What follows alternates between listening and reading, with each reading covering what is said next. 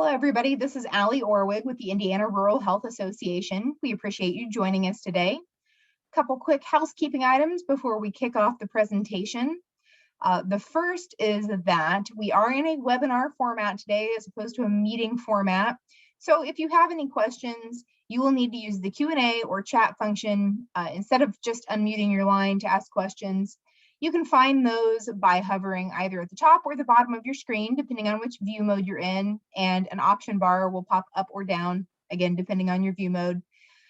Again, the Q&A and chat functions, either one is fine. I will keep an eye on those during the presentation, and then we will address all questions at the end. Alternately, if you do need to ask a question verbally, you'll be able to use the raise hand function during our Q&A at the end of today's presentation, and I can unmute your line if that is your preference. Not a problem either way. We are recording today's session, so if you're not able to join us for the full time, or if you just think that it is the most fantastic thing you've ever seen, you will be able to then share that with your colleagues or others. We will have it posted by the end of the week on our YouTube channel. So without further ado, we've got everything going here. I will go ahead and turn it over to you, Jason. All right, thanks, Allie. Appreciate everybody for joining me for an early lunch hour today. Hopefully we'll share some good information with you over the course of the next hour or so. So just a little bit about my background. I'm a lifelong rev cycle guy. Run through several different companies running operations. Started with Tenet and Conifer early in my career. Worked with Navigant Symetrics, managed their national PFS business office operations, and worked with Prospect Medical Holdings, which is about a 20 hospital health system with multiple offices across the country. So I share this because I want the information that I bring to you today to help come from the perspective of somebody who has felt the pain of the backlogs of work used in the business office, that the tools that are out there in the market today are able to start to help with. So hopefully that gives you a little bit of perspective.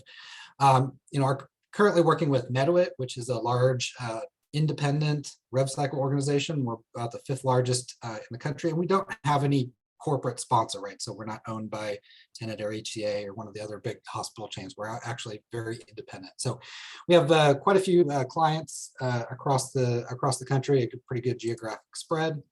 Our client base includes over 800 hospitals, lots of tens of thousands of affiliated physicians. We have about 1,400 employees, and we are 100% focused on revenue cycle. So we're not drifting into other parts of healthcare or working outside of the industry. Healthcare rev cycle is all that we do. And to give you a sense of our scale, we've managed about $40 billion in accounts receivable currently. And Meduit has a net promoter score ranking of 50, and if you are familiar with that metric, the score goes from -100 to +100. So a 50 is very good, and our clients are highly satisfied. So all of that is because we're committed to helping our partners be successful and keep control of their rev cycle, and just to use assistance from us whenever possible. So that's a little bit about Meduit. So let me get into kind of what we're going to talk about today. So obviously COVID shook up the whole world, right? So tons of changes.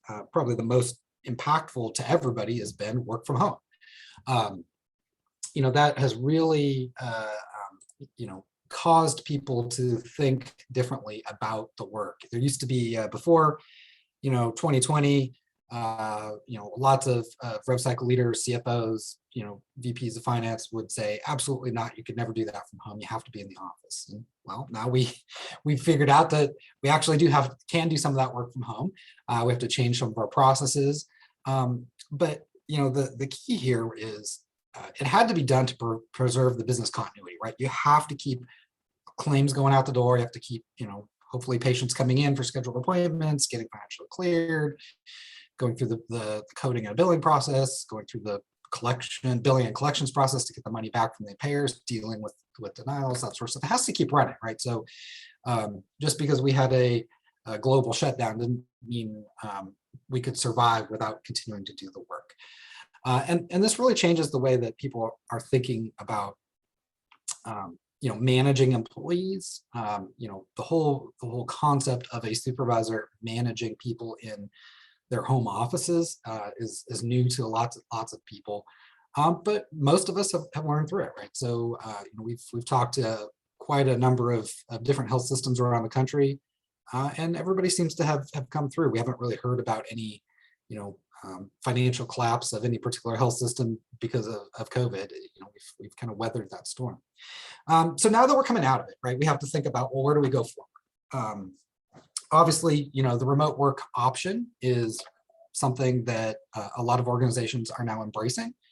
They have key employees that are happy, productive at home, love working from home, and they want to keep those employees happy, right? If you force all your employees to come back to the office, they may, you may lose some of those good employees. So organizations are kind of shifting that mindset and providing more of that support for remote work. The other thing that we're seeing is more outsourcing, right? So this is nothing new in RevCycle. People have been outsourcing for 25 years. But there are functions that used to be kind of, safe and protected within the business office. That's, oh, I would never outsource this, that maybe it might make sense to look at. The whole point here is, opening your mind to think about these new options. And, we're going to get into talking about AI and robotic process automation, but it really is one of many new ways of thinking about things in RevCycle. So, let's talk a little bit about AI and what that means. Today, over the next 50 minutes or so, I'm going to talk about where I think AI is driving in our industry, how your organization can leverage processes that are already in practice and get some quick value back for that ROI. And then talk about what the impact is on your people, which is very important, and then hopefully leave you with some suggestions on evaluating business partners if you do move forward down that path. So, what is artificial intelligence? It really is a suite of tools that can bring different pieces of automation together and help you be successful. So AI is a bit of marketing, right? It's the buzzword. You hear AI this, AI that, right? So is it really artificial intelligence? That's arguable. There are aspects of some of the automation that are way more advanced than anything that's ever happened before. But I don't know if they're truly, like science fiction artificial intelligence. And here's a view of all of the different kind of main points of the rev cycle. And if you think about the potential for automation, it's almost in every step of the process. There's a few places where you have no choice but to make a phone call to a patient or to a payer. That might be an exception where you can't really use that automation. But a lot of what we do in our work these days is done online, right? So we have electronic patient accounting systems and EHRs and scheduling systems and claims management systems, bolt-ons, all this technology. Most payers have websites that you can go in and get some reasonable amount of information. Some of those websites are more interactive than others. So like United Healthcare is a great example. They drive everybody crazy with how many denials they have, but they actually provide a pretty robust portal to actually do something about that denial, and submit documentation or request a reconsideration and do things online. So you don't actually have to pick up the phone to call somebody and talk to them. So all of this work can be done online, and really almost every step of the rev cycle has some opportunity for applying artificial intelligence. All right, so I mentioned AI is a marketing term, a buzzword, but don't let that scare you off, right? So there's some components of what I think fit in under this banner of AI that are really valuable. And so we'll talk about a few of these, and then a little bit later I'll give some examples of some of these. The first technology that I would say belongs with AI is regression analytics. This is scoring and segmentation, and the best analogy is your credit score. That's based on looking at the history of millions and millions of people and transactions and who pays, who doesn't pay, and running these calculations, looking at past behavior to predict future decisions or performance. So most of you either outsource your self-pay early out, or you if you do it yourselves, you're using some sort of segmentation score, right? You're ranking those patients that owe a bill and saying who's most likely to pay and who's least likely to pay, and you're prioritizing your work effort. So that part's been around for a long time, but one of the new areas that you can pull this technology into is payer behavior. So you can do this in two different ways. You can predict when a payer will respond electronically to a claim. So the 837 goes out, 835 comes back. What's that average time? And is there a point where you should wait? If you bill Blue Cross, and Blue Cross like clockwork pays, or sends you a remit on day 19. Well, don't do a follow-up at day 14 after you send the claim. Wait till day 20, right? So most of that response should have come back in. So using that analytics in that manner can help optimize your workforce, right? So if you have an employee who's got a work queue and they go out and they log into the Blue Cross website and they get a message that says claim in process to pay next week. Okay, great. That doesn't really add you any value. They didn't solve any problem. They didn't fix anything in the organization. They captured that note. Now you know it's going to pay next week, which if you had just waited, it probably would have paid next week anyways. Versus taking that same resource and focusing them just on the exceptions. Oh, so we got the remit yesterday. Oh, there's a line item denial on this one. So, claim denial on this one. Let them fix those. Let them use their skills that they're trained for to solve those problems and recover that cash for the organization. So that's an example. The other example of using regression analytics is actually in predicting whether or not a denial is going to be paid or aged AR, right? So if you look at all your AR over 365, some organizations are pretty good at writing that off. Other organizations hang on to it. They're tenacious, like, oh, I really want this to get paid, but it's a year old, right? So whether you're looking at it from a point of denial or from a point of a specific age and time, you can use the regression analytics to say, what's the chance I'm ever going to collect this? Out of all the claims I've ever done in the past, all the claims over 365 that I worked, how many of those got paid and what were the characteristics? Oh, it's this payer is a little bit flexible on time, this type of denial, whatever it is, the regression analytics will help kind of identify those opportunities and then rank that. So if you're being super aggressive, you can actually use this to write off AR. Now, that probably makes AR that's never going to get paid. So you have the same denial, same payer, you've seen it 100 times in the past, and 0 out of 100 times have you ever been able to overturn that denial and get it paid, right? So the probability that they'll pay is very low. So you could use that information and do adjustments, right? Take it off the work queue so that people don't waste their time working it and doing an appeal on something that's never going to get paid. Now, just straight writing off accounts makes people a little uncomfortable. Believe me, I've been there. But the other way to use that is just in rank ordering the work queue.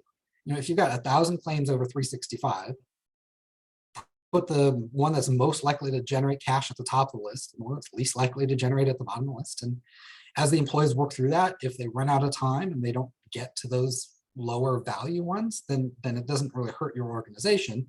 You're actually optimizing the use of those employees. So they're working on denial that has a chance to get paid versus a denial that doesn't have a chance to get paid. And again, you can still work all the denials, but you're prioritizing the ones that have potential cash value. So regression analytics, I think, is one of those areas of data science that really falls under this header of AI, but it's hugely valuable to your organization and not terribly, complex to deploy. I mean, you're not talking about bringing in a whole new bolt-on system or anything. You're just looking at scoring and, sorting, dropping that into some data field in your patient accounting system and sorting a work queue that way. So it's the level of technical complexity is much lower than potentially some of the other automation abilities that are out there. Okay, so and the next two on this list, I think go hand in hand. RPA is robotic process automation. You'll hear that term quite a bit. This is scripting on steroids, right? So a lot of patient accounting systems have had batch scripting, posting transactions and things like that for many, many years.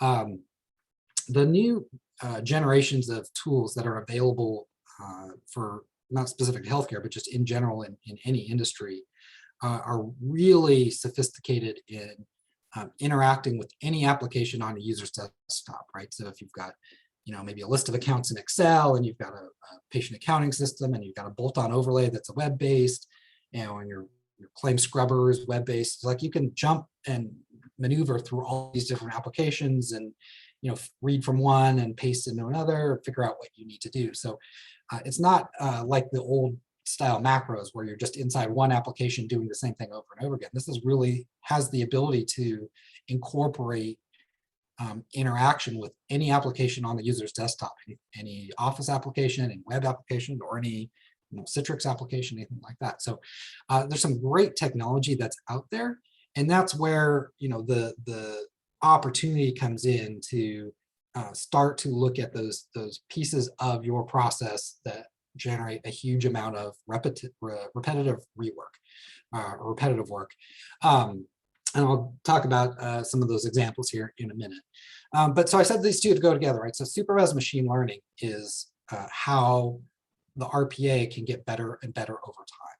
So machine learning basically just means taking feedback from a process, either good or bad, and adapting itself to do more of the good and less of the bad, right? So it's learning over time. And that's the word supervised is because you need those rev cycle experts to tell it what to do, right? If it's a coding issue or something that you may or may not have the ability for your staff to change a modifier on a claim in certain circumstances, right? So that's something that you need supervision to say it's okay to do this or it's not okay to do this, and then it needs to go to coding or HIM for that. So those two things go together, right? So the supervised machine learning is how you use robotic process automation to learn every time it sees something new.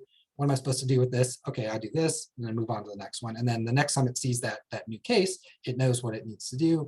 And over time, you're giving it positive reinforcement, and it's learning more and more about the process. So I think those two go together. Definitely under the AI banner. And then the last tech I have on here is the unsupervised machine learning. And this is what I was kind of referring to as the science fiction version, right? So the robot that you plug in, it's a black box. You don't know what it's doing. It's just doing something. It's figuring it out by itself. I don't think this is really ever going to apply to revenue cycle. And the reason is because our industry is so highly regulated. There's so much compliance, and specific detailed requirements that you have to go through. And so, the example I would use on this is, let's say you had this magic black box and you just plugged it into your rev cycle, and it's looking at denials and it's trying different things, and it figures out if it changes the CPT code on a claim, it'll get it paid. Like, okay, well, it figured out how to get a payment, but that's not okay, right? We can't change coding on a claim to generate reimbursement. It's not allowed. So you have to have that supervision. And I don't think we're ever going to get to the science fiction version of AI in rev cycle, but again, that's totally okay. Between RPA, regression analytics, supervised machine learning, there's a ton of great new things out there that will help you be more efficient in your organization. The last comment I have on the slide is just that all of this has to be done with trust and transparency, right? No matter what tool you bring in or partner you bring in to help you with automation, make sure that there's clear audit trail, clear documentation. And the last thing you want is for some automation to go through and work 1,000 accounts and you don't know what it did. You don't know why it did what it did. It rebuilt a claim, it send an appeal letter, but there's no trace of information. So you want to make sure that you've got that trust of that automation, so that you have a level of comfort that you can actually continue on through that process. All right, so obviously the role of AI is cost management. Now, what's interesting is I think about a year and a half ago, we were looking at this as a cost play, right? So 20 years ago, revenue cycle, you just hired more people, right? When you have too much work to do. 10 years ago, you might have looked at offshoring, right? Let me hire people in Philippines or in India because I still need people, but I can pay them less, right? And so you're getting that arbitrage of salary. Now we can actually look at AI and robotic process automation to eliminate people altogether, right? So you can use a machine much cheaper than you can even use somebody in an offshore location. So that was kind of what we were thinking, a year and a half ago, and I think it's still a valid, opportunity to mitigate your operational costs in your rev cycle. But what we've actually seen is organizations that are looking to recapture value. And that would be to essentially do more work than they have people available to do the work. If you've got a backlog of claims in the editor that need to be cleared out, like as soon as you clear those out, if you can use some automation to do some of that, then you're gonna get that cash in the door, right? So cash acceleration and having a healthier AR seems to be almost as important to some of the organizations we're talking to as that overall cost management. So obviously I'm partial. It's a passionate topic for me. I definitely think AI is how organizations will be successful in rev cycle going forward, whether you're talking about you're managing your own rev cycle, whether you're talking about partners that are you outsourced to. Everybody's going to have to start using automation in order to just manage that cost of that process. All right, so let's talk about some examples and talk about what AI and robotic process automation can do at different points in the rev cycle. And all of these are real examples that you can actually get today. So this is not like, I imagine one day it'd be cool if it's not vaporware, right? These are things that, all the things I'm going to talk about in the next few minutes are things that you can get today. So, medical record requests are one of those things that are just clogging up the payment flow from my perspective in talking to multiple different organizations. Our good friends at United Healthcare tend to be one of the more aggressive at requesting medical records on small dollar outpatient claims. Got a lab? No, what are the records for that lab? Or you got a X-ray? What's send the radiology report, right? So, I think that's part of the process. They're allowed to request those records as part of your contracts with them.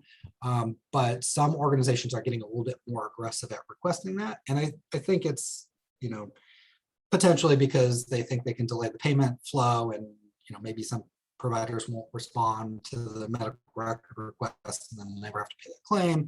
I don't know, you can read whatever you want to into that process, but we're seeing a lot of this activity and it's extremely time consuming. So you've got a $250, radiology outpatient visit, and you're going to pay, 15 minutes for somebody to get that response from that payer, log into the medical records portion of your EHR, find the appropriate record, export the PDF, log into the payer portal, find the claim, upload the record and trigger the reconsideration or the response or whatever it is in that payer portal, move on to the next one. So it's not using a lot of, it's not using your employees to the level of their skill, right? It's just very repetitive over and over again. Yeah, they know what records to go get. So they get faster and faster at it, but it's still very time consuming and very repetitive. So this is an area where we've seen some interesting, initial automations in grabbing that information and supplying that.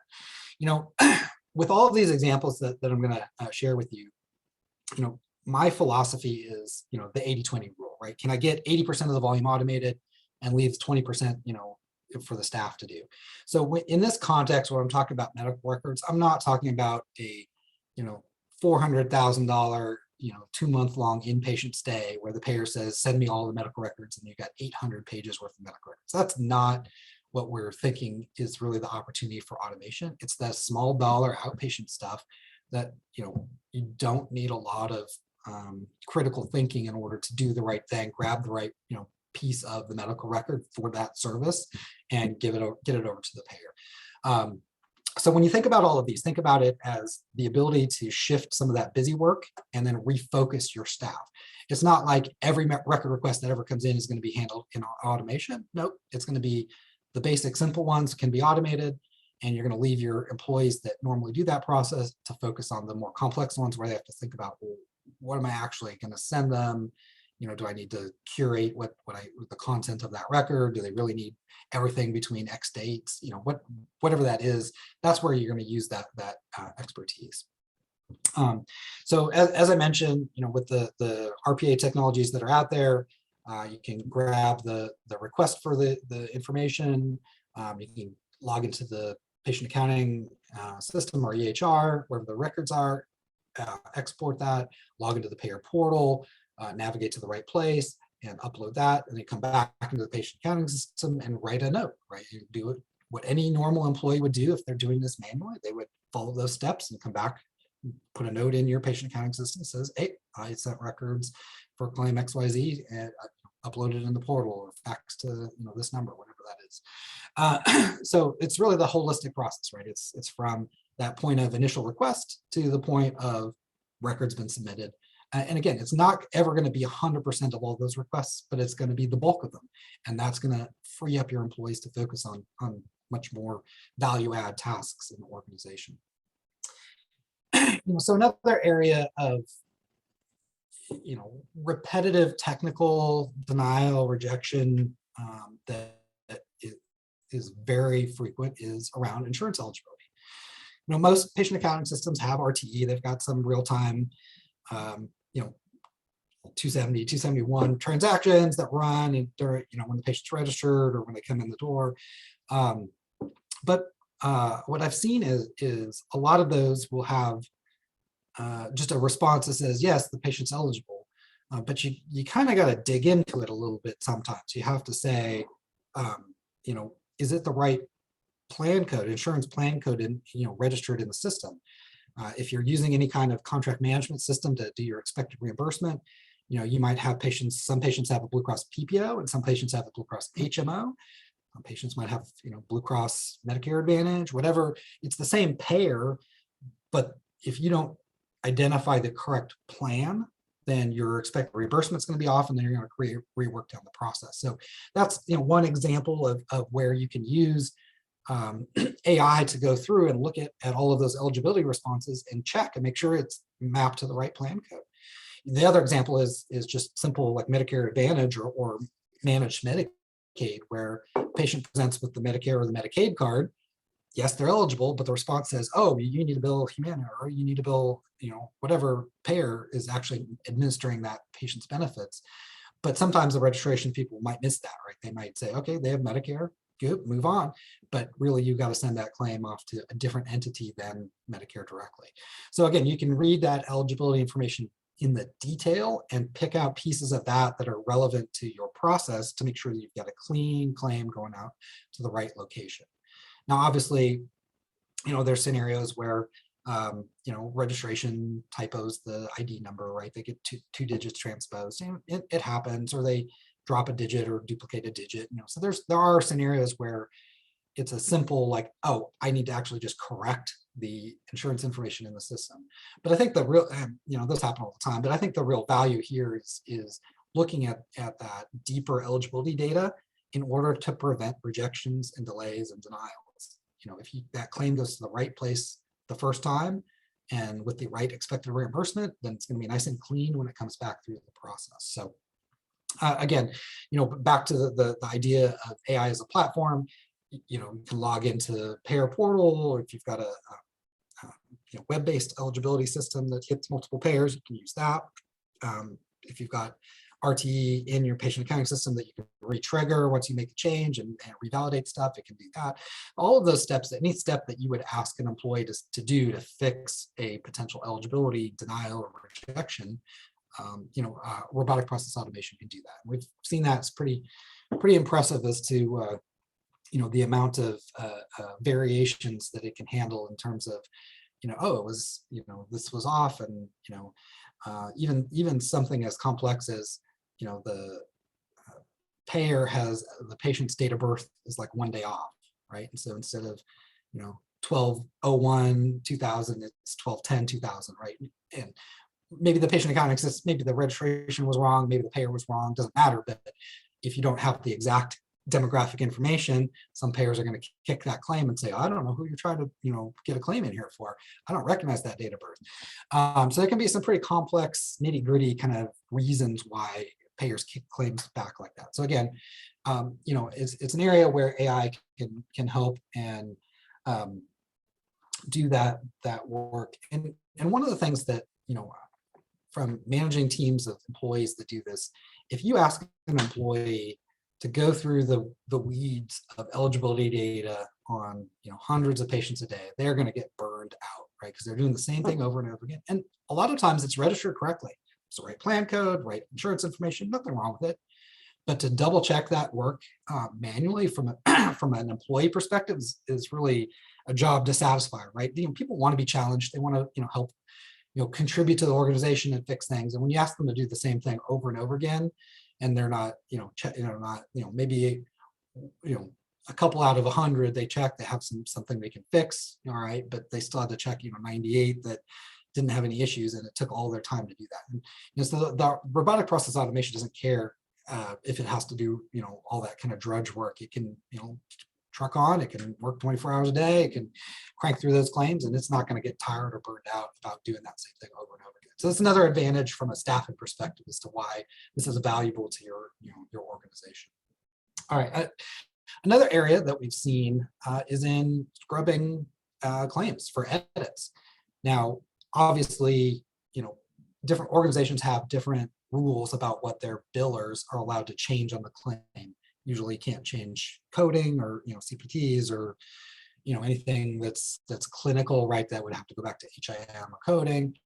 But there's a lot of organizations where it's like, okay, there's a couple pieces of data elements. You're checking some current to value codes, or you're maybe checking certain types of modifiers that billers are allowed to add or take off of a line item. Depends on your organization. But all of that is very repetitive work, right? So it's a good thing editors stop claims to be fixed so that they go out as clean as possible. But it creates work, right? It creates that repetitive, I'm doing this, I'm fixing the same thing over and over again.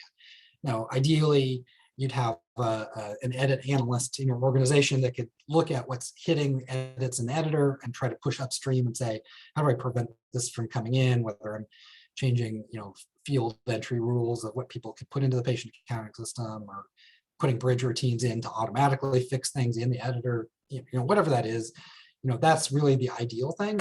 But if you do have a lot of claims hitting for manual edits, then AI can help take care of that. So we've actually seen a business case in this with a large physician practice organization. So they're a FQHC, which means they get funding to see Medicaid and uninsured patients.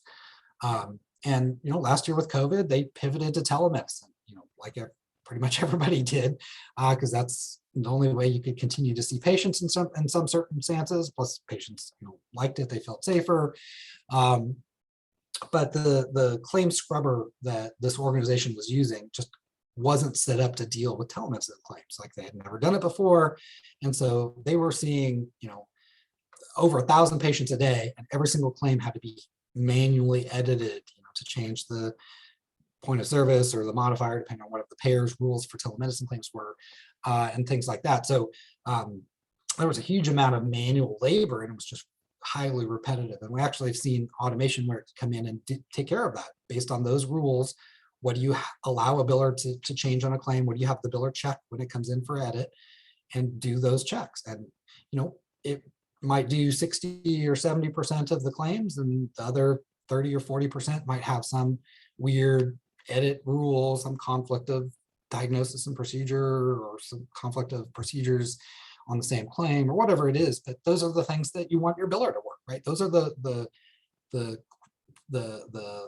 items that challenge them and actually let them operate at their level of skill and expertise of what they do, right? If you're just changing the same modifier over and over again, they're going to get burned out, just like the eligibility thing. So this is a way that you can help, again, keep that cash flow moving, right? You're going to take those easy claims, make sure they're nice and clean. All the rules are applied. There's an audit trail of what gets, changed or updated on that claim, gets released, and nobody ever has to touch it. So there's an opportunity there in order to potentially save some, repetitive work in the organization. So that's an interesting use case that we've seen. And back to maybe more like the classical, like, what do I use a script for? Adjustments. What we have seen, we have several clients I've talked to that are Epic or Cerner based, Millennium, and both are sophisticated patient accounting systems. Both do, expected reimbursement for the primary and the primary contractual. But when you have a secondary contractual, they don't know how to automate it, right? So you've got to manage Medicaid secondary. You've got a population of those patients, and they come in, and you have to go through and manually check to make sure that the claim was approved, but they don't pay. Most states, your Medicaid isn't going to pay anything additional because they're never going to pay more than what the primary paid. So you're checking to make sure there's no denials, that the coverage is valid and that they've essentially processed successfully the claim. And then you're going to post that remaining contractual and clear off that account. So it's a great opportunity to use robotic process automation to do all that legwork, to drill into the remit, to check for those denial codes, post that transaction, however your patient accounting system takes that, and clear that off the work queue. So that's kind of one of the more sophisticated ones. Now, if you don't have a expected reimbursement system and you're posting contractuals, you can do some again, validation against fee schedules, right? You can take the payment that was received, and if it matches against the fee schedule, then you move it, move it NRP to the next payer or to the patient. And if it doesn't match, then you can log some information on the account, say, hey, the expected was X and the insurance paid Y, and send it back into a work queue for somebody to work manually. So you have that ability to really kind of do that scrub and go through at a detail level and check things that you just never have enough people to do, right? So it's something that absolutely you could bring in another entry-level rev cycle employee into the business office, have them sit down and start looking at all these remits. Would probably get burned out really fast, but it's possible, right? So it's just one of those things that, as a rev cycle leader, we have to prioritize the tasks based on the staff that we have available. Could you use 20 or 40 more people in your business office and keep them busy 100% of the time? Absolutely. But you have diminishing returns on that, right? When you talk about hire 5 people to do adjustments, there's no ROI in that, right? Because they're not collecting any additional cash. So anyways, RPA is a great assist in that aspect of kind of keeping your AR clean and looking through potential aged open accounts just to be cleared off. All right, so I talked a little bit about like eligibility denials. One of the other technical denials that we see is timely filing. And in digging into this process, sometimes the charge didn't get entered for 6 months for whatever reason, and it's a legitimate adjustment, timely filing, never billed on time. But a lot of times it's either was billed originally and a corrected claim went out without being marked as a corrected claim, and so the payer thought it was a new claim and kicked it back as timely filing. And so you have to do a reconsideration and say, oh, no, we meant to bill it with this original ICN number, or it was billed to the wrong payer. And we have a client that we work with who has taken the position that even if they bill it to the wrong payer, they still want to do an appeal to the correct payer and say, hey, we tried, the patient gave us bad information, whatever. Would you please overturn your timely filing to them? So, depending on the different, policies and procedures, business office rules in your organization, you can essentially do whatever you want. But the cool thing here is that you're able to use the AI to do that detailed research. Like, can it go find that original claim? Can it go find the proof of that original claim if you're using like a claim scrubber or a claims clearinghouse that has the history file that you can download and say, hey, this claim was transmitted on X date, and here's the original claim number, as proof for your reconsideration to the payer to say, hey, this is something that you guys are wrong, we're right, you need to overturn this denial. And it can pull all this information from various different sources, and it can package it together. If you've got a payer that allows online reconsiderations, you can upload that documentation into the portal. Or if you've got a payer that takes reconsiderations by fax, you can e-fax that off, right? So you've got a reconsideration form that you're filling out, whatever that payer's form looks like, and then that supporting documentation. You fax it over to the payer, and again, come back into the patient accounting system and document exactly what research you did and what action was taken. So the ability for the robotic process automation to really take that whole action from end to end is pretty amazing right now. So take that initial denial code that comes in as a timely, go through the steps of research, and all the way to the point of getting in a reconsideration out to that payer, or an adjustment if it wasn't keyed in time. And again, this isn't going to take care of all timely filing denials, but if this is something that troubles your organization and clogs up your work queues, it's an opportunity. It's anything that's really a technical denial. The robotic process automation now has the ability to go through, identify that, apply your business rules, take whatever action you would have a human take, and move on to the next account. So it's pretty amazing, what it can do, and relieve some of that burden from your organization. So this is similar to the timely filing, but anything that requires a technical appeal. So not where you need a critical thinking employee to craft a paragraph of text in an appeal letter that's going to convince somebody to pay. Those are always going to be done by people. But anything that's a technical, it was denied for no auth. Okay, here's the auth. Or it was denied for coding. I'm going to send this over to coding. Anything that is a technical, just step-by-step process, the robotic process automation can pick that up and take care of that for you. So in general, the impact of this is it allows you to obviously get more work done than ever before. And one of the interesting things about this is that your employee productivity will go down. And that's not a bad thing, because you got to think about these two pieces together. So I'm using some robotic process automation to do a bunch of tasks and busy work. I'm going to have that productivity, and then I'm going to have my employee productivity, and add those together. That's my aggregate productivity, for the rev cycle process, whether you're talking about patient access or back office. That's the benefit there, that you can get more work done than ever before. And so, like I said, there's two ways to think about that, right? You can crank up the volume of activity in order to generate more cash and bring down your AR, or you can manage to do the same amount of workload with fewer employees over time. And maybe you have some attrition in your organization. Maybe if a few people leave, you don't need to backfill them because now you have the automation doing this. So you can either use it to accelerate performance, or you can use it to manage operational costs without accelerating performance. So there's some balancing that you can do there in terms of that. But the key here is that your employees are going to be working more complex tasks, and so their productivity is going to be lower. If you've got a productivity goal of 50 accounts touched per day for your staff, they know they're going to come in and they're going to do 25 adjustments, and then they're going to spend the rest of the day doing 25 problem fixing.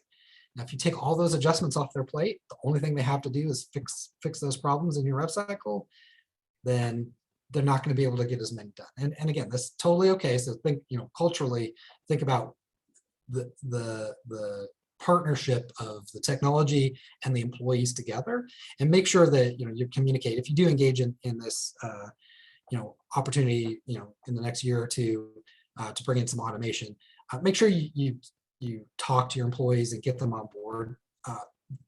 The automation learns with an expert telling it what to do.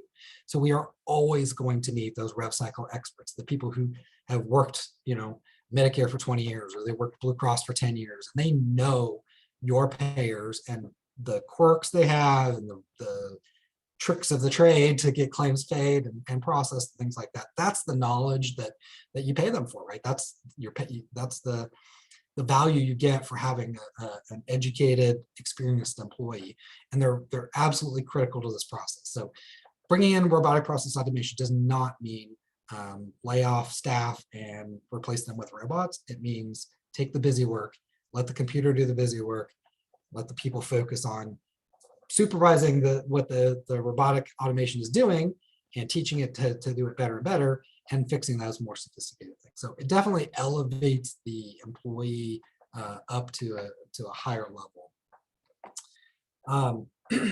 So like I said, don't think about this as, hey, my CFO wants me to cut 20% of my rev cycle PFS costs. That's really not the right way to approach it. Could you get there? Maybe, but this is not designed to just blanket eliminate jobs. It's not like you can hire an RPA company and lay off 20 people the same day, right? It's going to take time to evolve.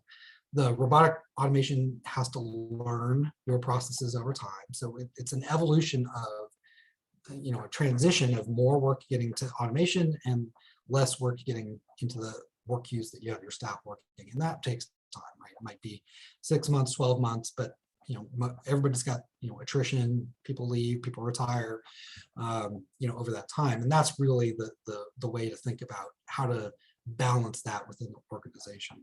And like I said, the robotic process automation calls this upskilling, but commit to your employees and tell them, hey, we're going to help elevate you and challenge you to the top of your skill level, the top of your certification level, and really, you're going to provide more value to us as an organization that way. And so we're investing in you, right? Maybe if you need to pay for people to get additional certifications or some small amount of tuition reimbursement to help people better themselves.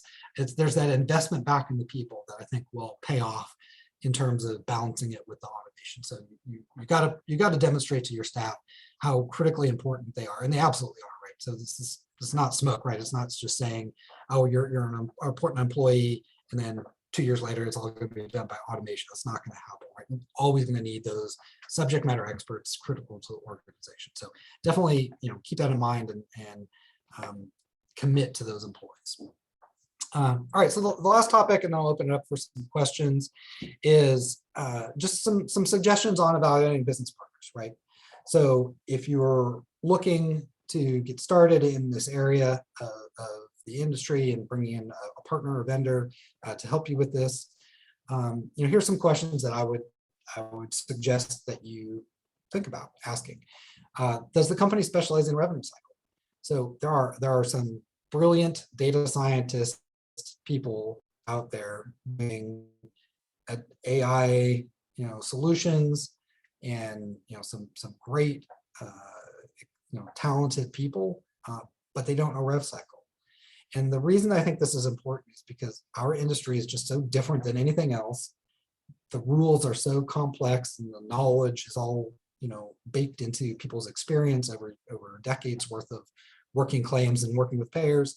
That if you bring in a company who's got a lot of smart people, you're going to have to teach them rev cycle. You have to teach them the basics. What does a denial mean? What am I supposed to do when they say it's there's no eligibility? Okay, well, here's the process. And as rev cycle leaders, I don't think you have time to do that, right? You've got to run your operation, keep things flowing.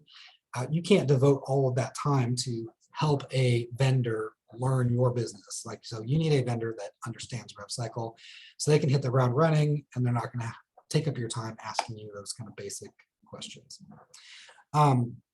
The second question I think is similar, but it's a little bit different here. And this is, does the vendor have other solutions outside of the AI that they offer to the market?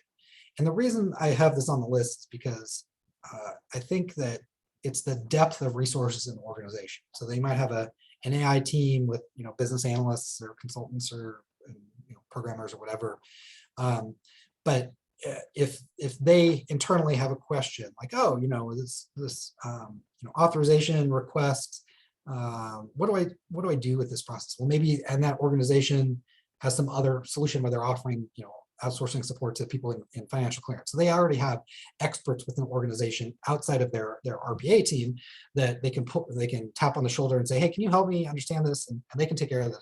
Again, the whole point here is trying to pick a partner that isn't going to take up all your time in trying to understand how your business works, right? So whether you've got a partner that knows the rev cycle and has the resources they can ask internally, and then they kind of narrow that down. And yes, there will probably be some questions that they need to ask you specific to your organization and how you do things, but it's never going to be any of that basic, how do I respond to a no auth style kind of question. So the third question I would say is look at the level or the ability for customization. I've talked to a lot of different health systems that use Epic. Probably half the country uses Epic. I don't know what the stats are right now. But Epic is one patient accounting system, but nobody uses it the same. Everybody uses their work queues and their automation and their rules and everything internally within Epic differently. Some of the screens might look the same, not always. It's from one organization to another. Most of the time, there's similarities. But again, you have built your patient accounting system around your process and your payer needs and your community needs and your clinical needs, right? So it's been customized to your organization. And so you got to be careful about looking at a partner that's going to come in and say, oh, we're just going to do it our way, right? Oh, we can do this. We know exactly how to do that. Plug it in and let it run. Well, that might not work for you, right? You might need something done a little bit differently. Your payer might have a request, for a process to happen a certain way or in a certain sequence of events that they haven't done before. So, ask the question about customization, right? So, at the beginning, I said that robotic process automation and supervised machine learning go together, and the learning is the key there, right? It has to have the flexibility to learn how you want that work done. However you instruct your business office employees to follow a set of tasks and steps in a process, that's what you want that robotic process automation to be able to do. So make sure you look for that level of customization.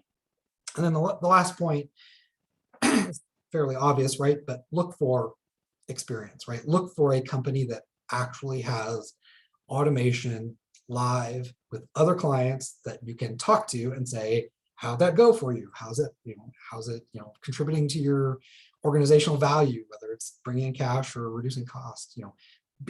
Look for vendors that have experience. And again, this is kind of back to the same thing as the first, but there's some great brilliant people, and I love capitalism, and I love the idea of people launching new technology. I'm supportive of that, but as a rev cycle leader, I don't have time to partner with a company that's a year away from a product and say, oh, I'm going to help build your product for you by telling you what it should do while you build it, and then a year later get my value back because they've started to automate something. You need somebody who's got tech that's already working in the same patient accounting system that you use and has experience and can hit that ground running, and you're not going to have to wait for them to do that development in order to get your ROI. It's about speed to ROI, but it's also, again, back to kind of minimizing your time commitment to that partner. So, you've got other things. You don't want to necessarily spend 4 hours a week on calls, explaining to them what you think it should do when they build it. So those are my comments. I think these are questions you can ask to different partners. Hopefully that's helpful to everybody. And then, just to kind of close it out, obviously I'm passionate about this. I think robotic process automation and machine learning are going to completely transform the industry. There's some great use cases and examples that I've seen in production. So it's pretty amazing the stuff that it can do so far. So some great opportunity. All right, so from that, we'll open it up to questions with a few minutes left.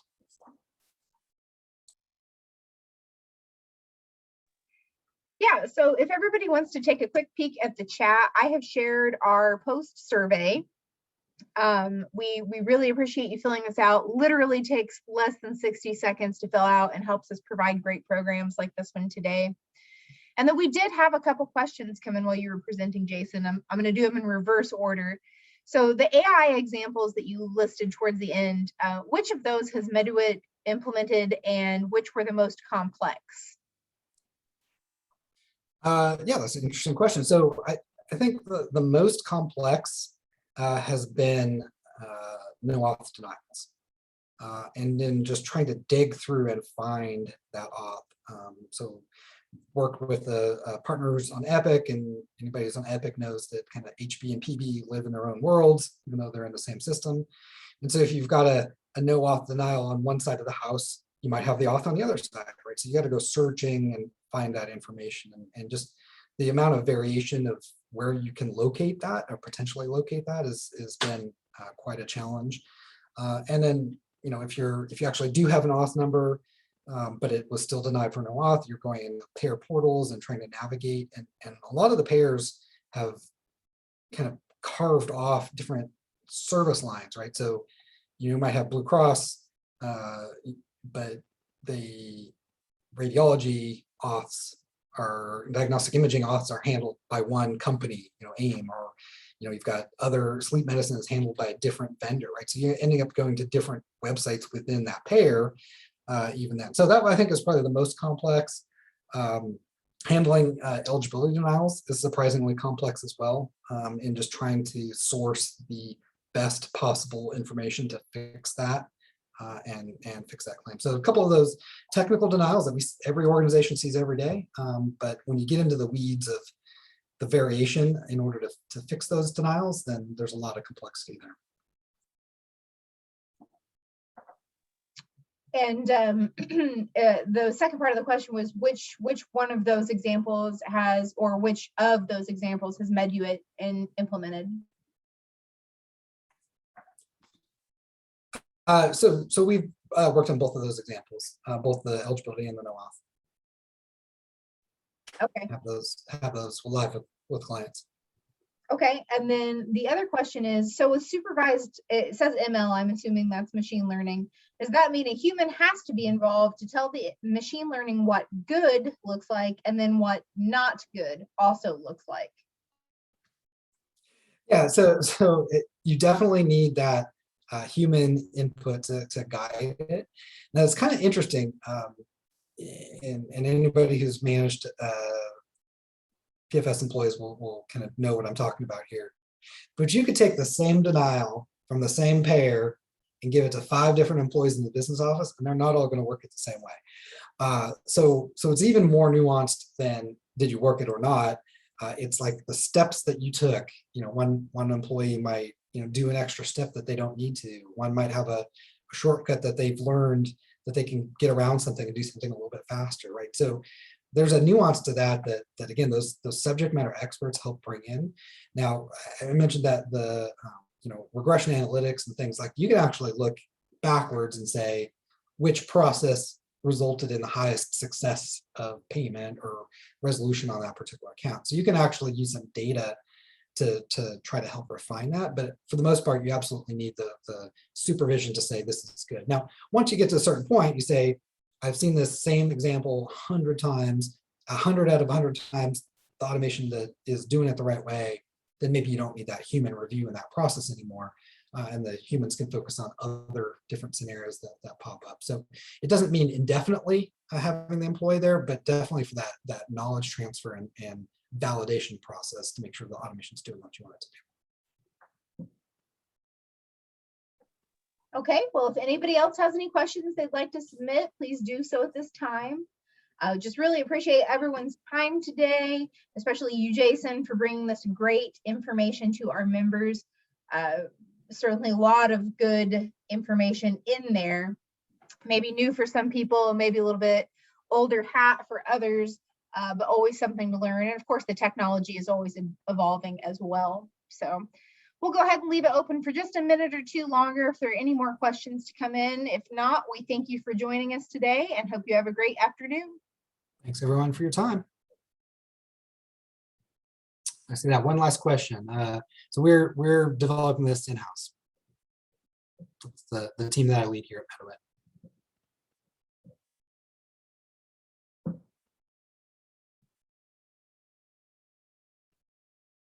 Awesome. Well, thank you, everybody. Thank you, Jason.